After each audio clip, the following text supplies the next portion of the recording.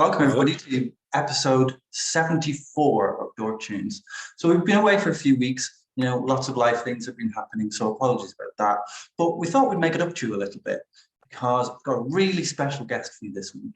And I think I'll let him introduce himself. Hello, I'm Dara O'Briain, renowned video games music composer and genuinely more renowned for getting 11% of the way through lots of video games. So I have not heard most of the great music. Thank you very much. Thank you for that introduction, and thank you for being part of the show. It's been it's an honor. So obviously you're not a composer. No, I'm not. No, but I've followed you online, not like a stalker, but on like Twitter. Yeah, I do think there's a problem with the word follower in that situation, because it does create some sort of tendency to speak of it as being a cult thing, as opposed to I have casually eavesdropped on you online, which is far more the your words have occasionally passed by my stream of consciousness, digital stream of consciousness, which is the level of engagement most people have. But then we've also met, which is very important. Yes, we have. And where did we meet? So say it again. Where did we meet? We met in City Varieties Theatre in Leeds. I believe it was 2007, 2008, maybe later. Might have been later, 2009 actually. And we were both in attendance at one of the great events in comedy, which is a Ken Dodd live show. Yes. I was there to research it for a book. I was writing about being a touring comedian in Britain, and he ended up being an entire chapter which marveled at the fact that he did 3 3/4 hours of material within a 5-hour show, and finished it bang on when he said he would finish it. So it's not like he would just keep going. He said to me beforehand, "Oh no, I'll wrap it up about 12:15 or whatever, 1:45 or something." And he literally did it. I think it started at 7 and he finished it at 12:15. And he was tight. He was bang on the amount of time he said he would do. But we sat through it. Amazing. He was brilliant. He was fantastic. And it was and there was a weird kind of set of emotions, because I think you're willing him over the line at the end for the last set, which is another hour and 3/4 after you've done everything. He comes out, does an hour, brings on an act, does another hour after that, then does another hour and 3/4 as a final bit. So it's remarkable. And you were directly in front of me, and it was fun because you're a little bit younger than I am, and I was dreading going in that it was going to be the "we'll meet again" crowd, that it would be very much a heritage kind of a thing, and very older. And actually it was only, weirdly, the reason that's in my head is because there was a singer at one stage who came out sang "We'll Meet Again" and various things, and it was the first time it felt like an old show. The first time that made it seem like, even though his jokes obviously many of them were ancient, but he did them so beautifully, and it was such a bang bang bang of a thing, that actually it was only when this woman came out in a slightly contrived way went, "I shall now sing the hits of the 19 of Vera Lynn," that I suppose you were the same way, going, "Okay, well that's gone weird now." And then Ken came out and then bang bang bang again, like for another. Yeah, that part was really strange, but it was what it is. It wasn't the strangest thing.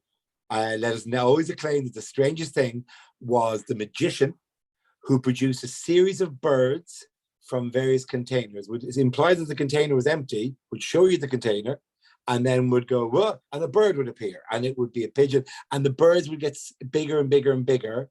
And so it started like a budgie or something, and then it would move up through pigeon, through duck at one stage, and get bigger. And apparently they can get very, very big.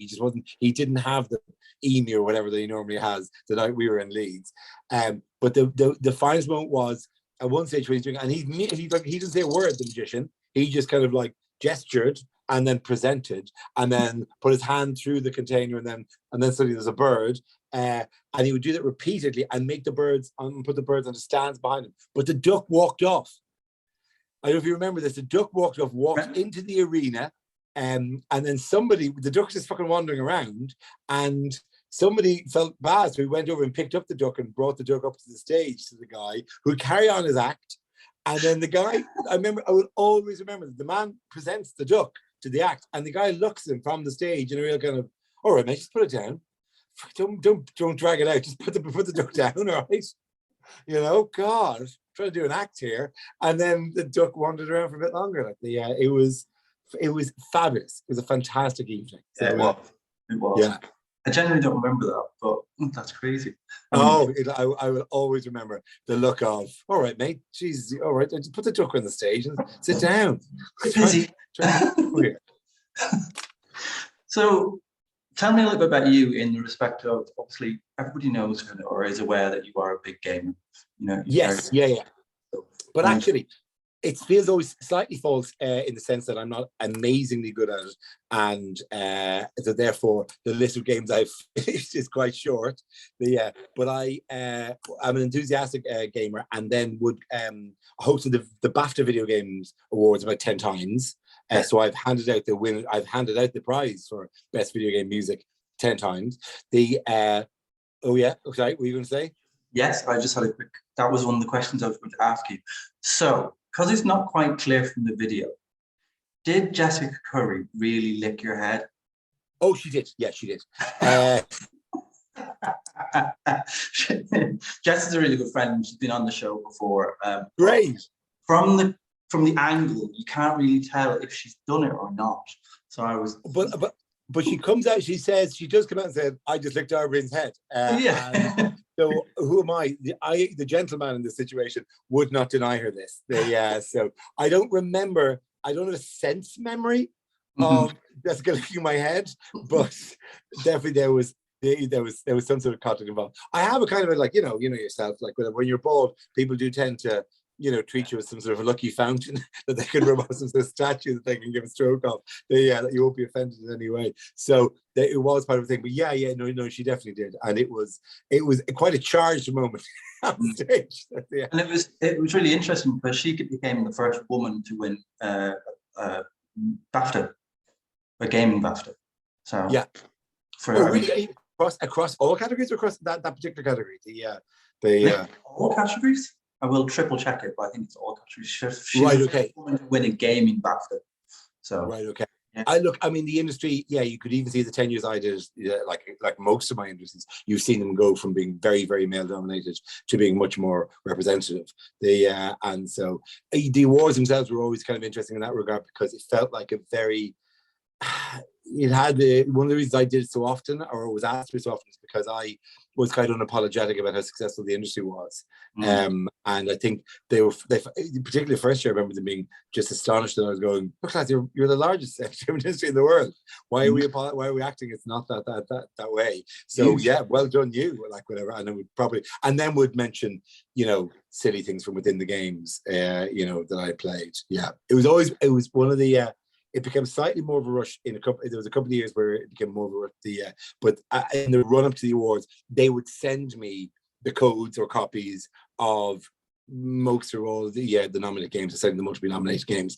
And I would have some ferocious 3-week period where I would try to play through wherever the Assassin's Creed was that year.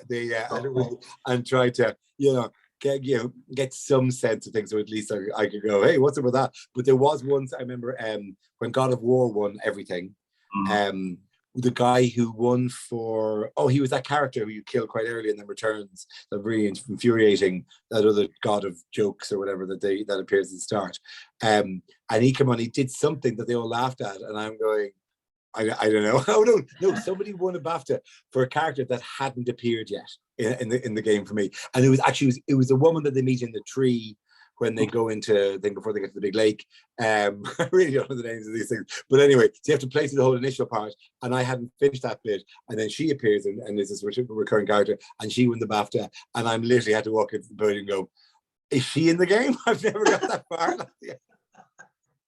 Well done, her. But you literally could have been handing it to anyone for best performance, and I go, no, I haven't seen that yet. And have you actually finished God of War? No, I don't think. I don't know how far I'm in it. One of the most tangible things, like I've done the lake on 3 different levels. I remember getting that far, and then events moved on. I didn't get to. I think The Last of Us took over for a while then, and I did get to the end of that. But one of the things I find most just infuriating, and in fact I've only done it recently with the 2 of us, just the 2, Yeah, just here, which I'm playing with my 10-year-old. And then I went to check something on how do you get past this bit, and it is, and I thought like, oh, once again we're done, and it was chapter 3 of 8 at the mark. You're going, oh, for fuck's sakes, it's so huge. There's no sense of how insane. I'm a huge advocate for slightly smaller games. You need, have you seen one of those new machines they're called play dates? No. They're gorgeous, absolutely Oh, beautiful. really?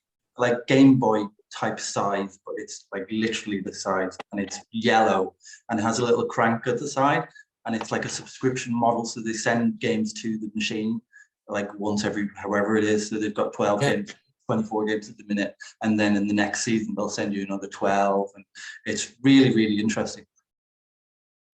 And mobile, so I can bring it on tour. Yeah, it's tiny. It's literally not much bigger than this. Oh my God. Okay. Yeah. I almost check that out. I'm going to write that down. Play that. Yeah.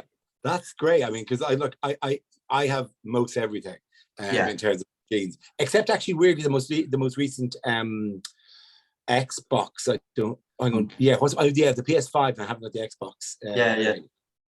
So I've got the original Xbox and the PS5, and they can be my main things. Switch as well, but I haven't played Switch in ages.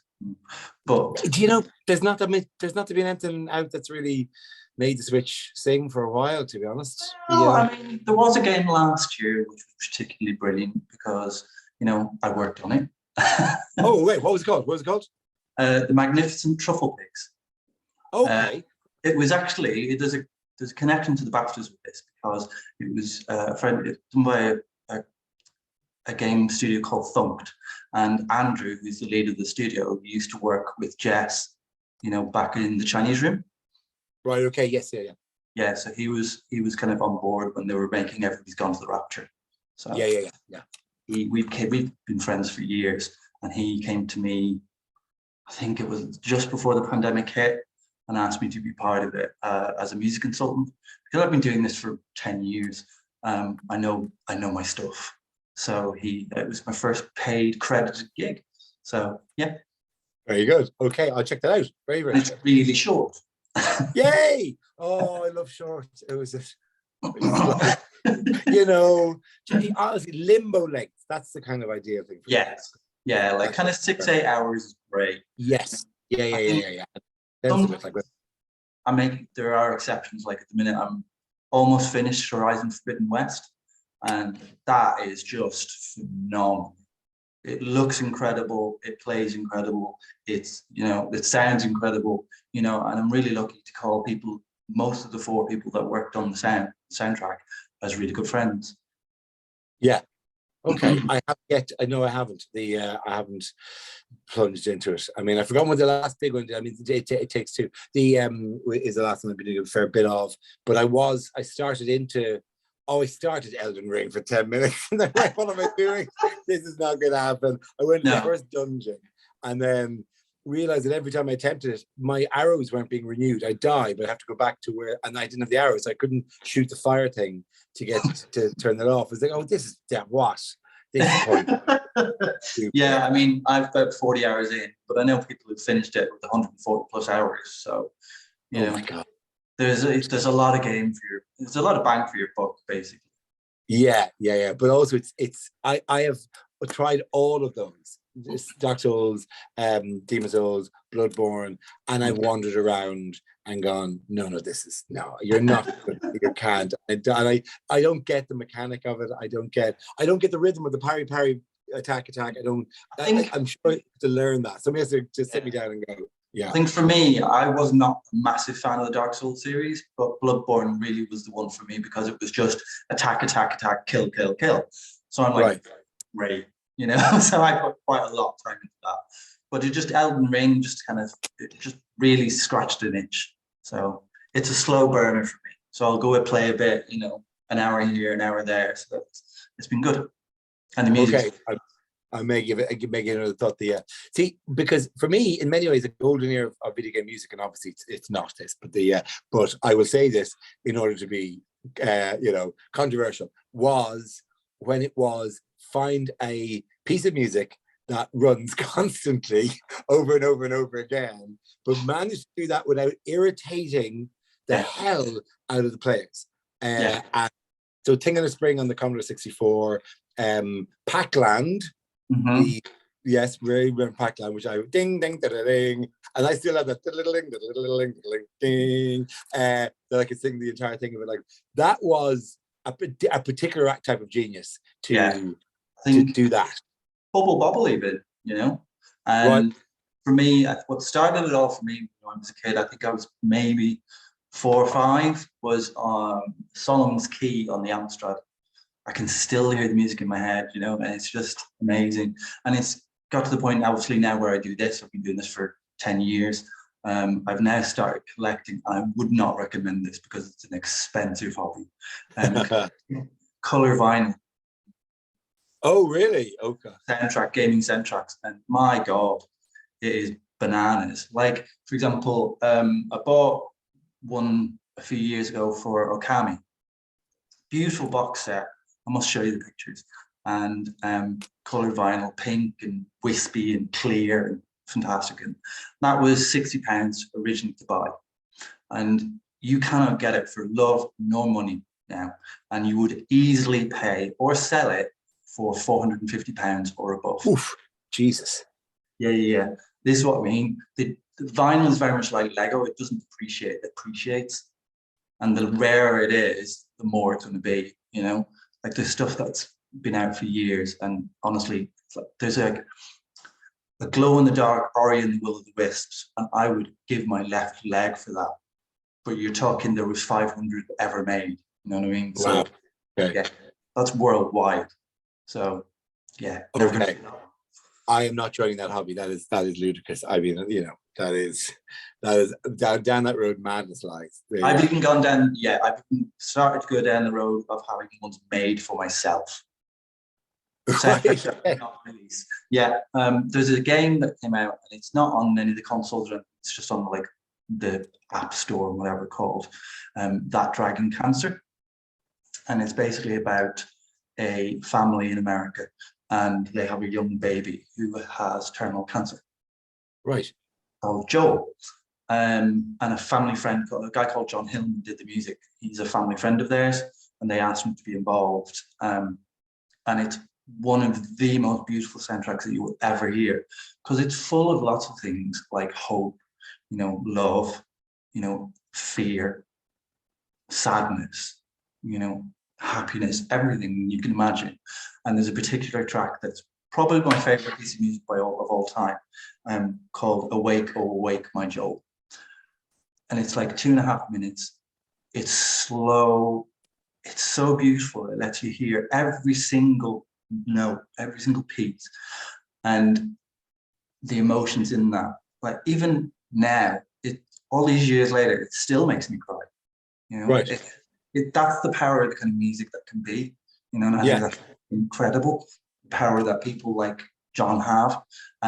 Even like Jets, she sent me the soundtrack to Everyone's Gone to the Rapture about a month before it came out, and there was 2 tracks that I emailed her about and said, these made me cry. And she was like, oh really? I'm like, and she then sent me the game on release, and I realized now why I cried at them. And they're just in the right place. They're just absolutely in the best position for that. Oh yes, absolutely. Yeah. You know, and I'm very like, I'm really quite emotional when it comes to music. I really hear the kind of emotions that they're trying to portray, or, you know, give the listener, and I think that's an incredible kind of almost like a power to have.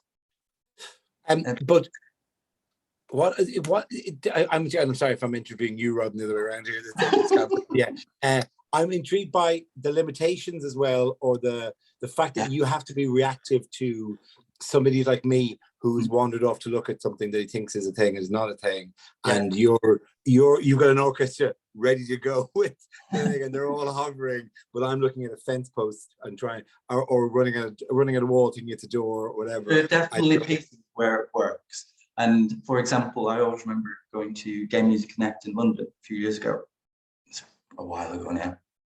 And Jason Graves, who did music for Tomb Raider and lots of other games. He's amazing. Right.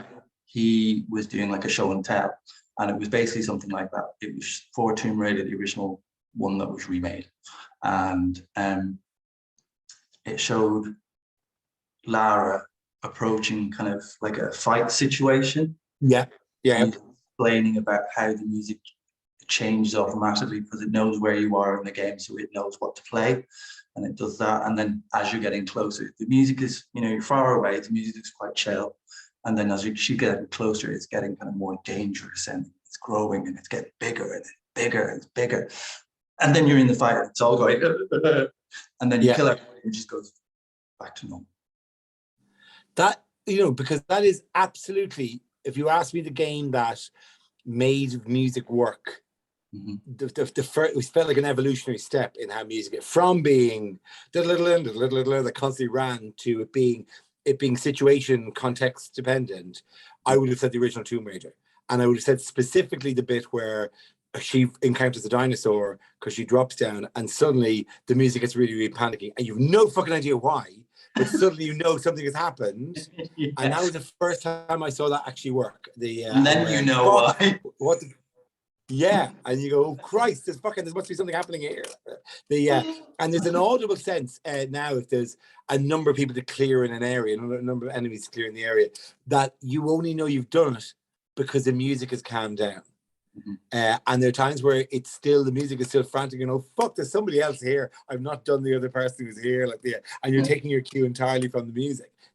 But Tomb Raider was the one I felt that was the first one that where it went and you go, fucking hell, there's something else gonna happen here, and a fucking dinosaur runs out, like a Tyrannosaurus Rex in a cave somewhere, which is just insane. But it's up there alongside the dog jumping to the window in Resident Evil as being where the fuck did that come from? But but it was I had enough time to notice, they've done something very clever with the music, and that's changed now because of what's happening here. But getting that to happen smoothly, and then like jazz, then reintegrating it into what's happening there. I mean, is that just a trick I don't know about? Is that is actually very straightforward? Honestly, composers are wizards. Right. Okay. Wizards. I've been down. I was really lucky. I was down in Air Studios at the end of 2019 because Gareth Coker, who did the soundtrack for Ori and the Will of the Wisps. I do not know. It's on Xbox, and it's okay. It's really cute. He invited me down to see a recording. I didn't know what it was at the time. I had a kind of guess, but and I was correct. It was for the new Ori and the Ori and the Blind Forest was the first one, and I went down and it was the recording for the music for Ori and Will of the Wisps, which is the second one, and it was the most incredible day I've ever had. Honestly, sitting in the booth with Gareth behind, doing instructions, watching them all in front, doing their thing with all their instruments. It was just incredible. And then being able to stand in the room while they were recording, crunched in a corner, not breathing, obviously, was the most mind-blowing experience of my life. Would highly recommend. I can see, because when we edit a television show, Mock the Week, for example, the greatest gift we have is that applause mixes with applause perfectly. So you can go into applause and come off applause at a different point, and they will sync together. You'll hear no jump. So applause is it's rough noise anyway. So I don't know, the term could be it's an uneven kind of waveform anyway. So they just kind of click into each other very, very easily. These guys. So that's really handy for doing studio edits of things. But in music, you have to find the key that latches onto the other key for it to be a smooth transition. So is it just? I mean, is there a computer looking after? Does the computer go, gotta get to the end of this bar, and then these are the pieces of music I can go to get to start the next bar? So do you not constantly hearing record skip, essentially, of how did I get into this situation? No. There's lots of tips and tricks that they use to do that. It is amazing to see, because Gareth was sat there with this enormous score in front of him and a pencil and just going, and then he'd say, right, change this, do that, make this longer, make this shorter. And you're like, wait. It was phenomenal. And that it was really awful that day as well, because we left and went to the pub for a few drinks afterwards. And on the way to the pub, which is like 100 yards, Gareth was like, oh yeah, so I'm scoring the new Halo game. I was like, what? Yeah. And because of, the industry is full of non-disclosure agreements, NDAs, and I had to sit on that for another 6 months before I could say anything to anybody, because if that got out, yeah. No, you're not. Yeah, that's not you. So, what are you playing at the moment? Let's see. I can try to remember what's on the machine right now. I mean, I played Returnal for a small while, but I'm not entirely convinced by God, what's the name of that format of game where you just die and go back around again, die and go back around again. Because I did Hades as well, which is kind of fun. And I played a bit of Returnal, and then honestly, the most enjoyable thing as I went back and did Arkham Asylum again. I did that thing in Xbox where you can stream games, and which most of the time works. And I played Arkham Asylum all the way through again, and got all fucking 400 Riddler trophies, which I was there was one I missed the first time, and I don't. It's not like there was really for me. There was like a golden era of gaming, which was Xbox 360. Around about that period of my life, pre-kids or kids very young, and where I would finish 2 or 3 a year maybe, and that kind of like so that was around the time of the Batman games and Far Cry 3 and things like that, like whatever. So I would get to a few of those. And so this was now they are a retro appeal. That was just oh no, it's crazy, isn't it? Yeah, and then I started Arkham City and went, oh no, it's too huge as a thing, like whatever. So doing that, like whatever. But because it's with kids now, as kids come through, it's become a bit more casual. And it's become a bit more like picking things up quickly and doing stuff for them, like whatever. I'm missing one. I'm absolutely missing one that I started into, did a bit of, and I can't remember what it was. I'm trying to remember the menu as it goes across. Played the other one by It Takes Two. Myself and Ed Byrne online played the Prison Breakout 2-player game. So good. A Way Out. A Way Out. Yeah, it is. Yeah. No spoilers. No, because at the end it's quite. Oh no, there's a big. Have you got to the end of it? Have you done? Yeah. And there's a whole no. And like, me and my friend were like, what? Yeah, it's very. Yeah, that's a very good ending of that. Like, I mean, it does get. It's a bit like wait a minute, now we're in a fucking waterfall. It's a bit like what? This is getting ridiculous. Now we're flying a plane, a crop duster to land somewhere else, like a Nine Control or something in Europe, something else. But yeah, and the hidden little games where isn't there like a Connect Four in one of the as you're trying to escape, there's a Connect Four, like that stuff. They do that stuff very, very well. That was brilliant. Yeah. So I have a final question for you. And it loops back to the very beginning, is what would be, if you had one, your most memorable or your favorite kind of gaming soundtrack? I would say the one that's the most memorable one for me remains Pac-Land, as I said. Although in the Commodore 64 kind of had to step up in video game music, and there's a thing called Ting on a Spring, which is one of the few I saw it out on YouTube not long ago, just to hear it, and it was Proustian in the rush. The game itself is actually really tough. It's a real pain in the arse of the game, but the actual it was very, very, very Moorish as a thing. So for me, it's more little snippets of like suddenly a choir sings. I fucking love when a choir suddenly sings, as in like you enter a new space and it's like, oh, and then this over part of the map is revealed, that kind of stuff. I'm very, very like that. But for the most part, I like it when the frantic music stops. That's the high point of the game for me, is because it gives a sense of closure. You can relax. Because I am a panicker in a game situation. I am not definitely reloading while choosing a separate weapon while moving. I just go, It's a bit like that in Elden Ring, because you're like trying to get your flat so you can replenish your energy while running away from a big boss who's trying to smash you with an enormous hammer, and then Yes. you run off, and then you accidentally activate a separate boss. So you've got two bosses coming for you. Oh, for fuck's sakes. I did that the other day and I was like, let me go. So I just ran, of course. I remember posting something. It was from a walkthrough of one of the first ones. I think from Dark Souls. And it said you go from this room into the citadel of Fungoria or whatever. But it had, and then in capital it says, if you have not collected the sword of Bangalore by this stage, do not enter this without first blah blah blah. Like, and I'm going, no, too much. This is too much fucking information. I can't remember all this shit.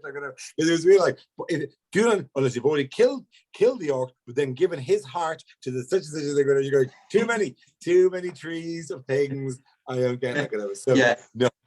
Don't play Elden Ring. There's loads of that. Oh my God. Give me something nice and linear, like whatever. The other question is, so I went back. I was playing, Snake, which was my Snake is my go-to comedy reference, because I did a routine years ago about snake, and that freaking Kodak thing. But I went back and restarted the one in Afghanistan again.